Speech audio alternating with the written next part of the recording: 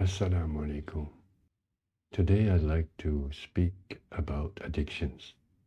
Addiction has become one of the great plagues of our time. In many Western countries, we see what can only be called an epidemic. People lost in cycles of dependence and despair. Every day, the news shows us more of this silent catastrophe. But behind every addiction, there is always a human being trying to escape a pain that seems too heavy to bear, a sorrow they do not know how to face. Addiction is not simply a personal failure. It is a mirror reflecting the sickness of our entire society. I don't believe most people are sick in themselves. Rather, they are showing the symptoms of damage caused by the sick civilization in which they live. It is easier to medicate people than to change the conditions that wound them, especially when those who profit from such medication are the same people who helped create those conditions. As modern people turn away from religion, people were left with nothing to help them make sense of their lives. No framework, no spiritual compass. But addiction is not only about drugs, legal or illegal. It is, in truth, a condition of the human soul itself. In Islam, we call this world dunyā. And dunyā is not merely a place, but also a state of mind, the state of one who has not yet found the way out of illusion. In that state, we chase satisfaction outside ourselves. We run after food, relationships, distractions, pleasures, possessions, trying to fill an inner emptiness, a hole that only Allah can fill. Someone once said, in the heart of man, there is a God-shaped hole. That describes our condition perfectly. It reminds me of a story about Mullah Nasruddin. One evening, he was crawling on his hands and knees under a street lamp, searching for something. A neighbor passed by and asked, "Mullah, what are you looking for?" He said, "I've lost my ring." So the man knelt down to help. After a while he asked, "Are you sure you lost it here?" Nasruddin replied, "Oh no, I lost it inside the house." "Then why are you looking out here?" the man asked. Nasruddin smiled and said, "Because it's too dark inside and there's more light out here." That is what humanity has been doing.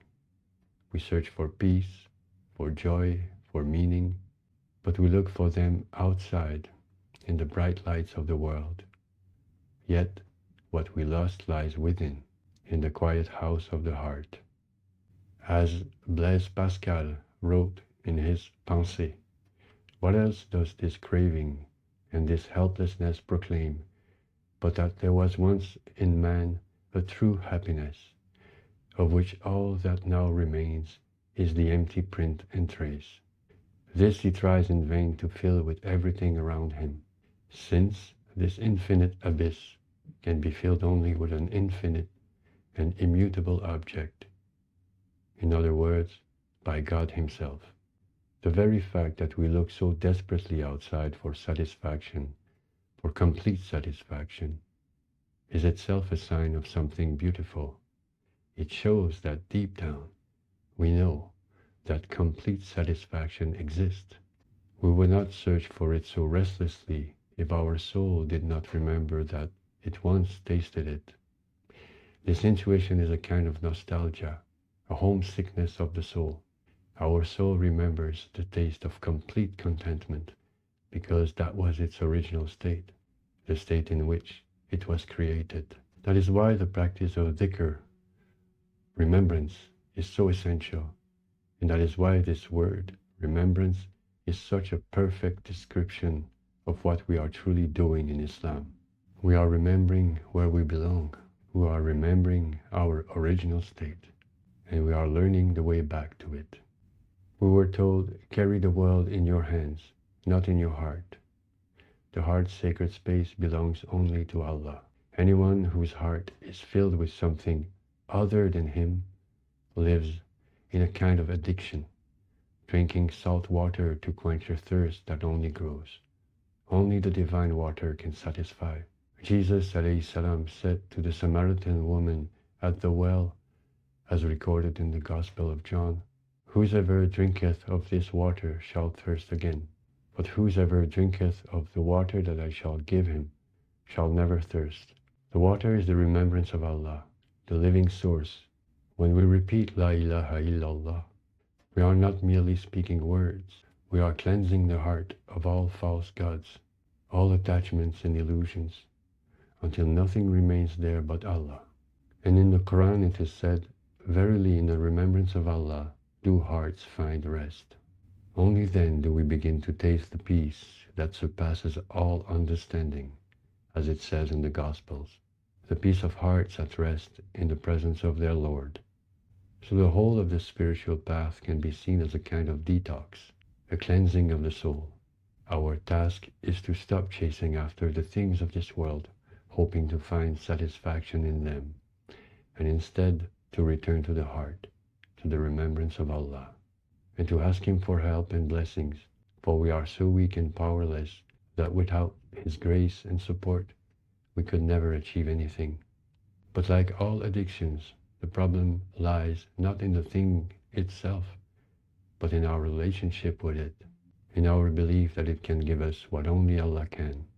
If we can drop that illusion, if we can see clearly that true satisfaction comes only from God, then we can begin to enjoy the pleasures of this world in moderation, without letting them disturb our peace.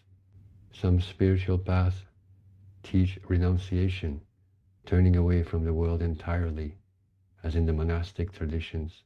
But Islam offers a middle path. If we see the things of this world for what they truly are, we need not escape them.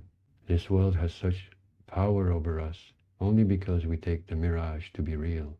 It is said that the dunyā has less value in the sight of Allah than the wing of a mosquito. If we could truly see that, our attachment will loosen, and yet we would still be able to appreciate beauty, to take delight in what is lawful, to enjoy the view, and to be grateful. But we would know the true worth of things. The world would no longer pull us away from our center.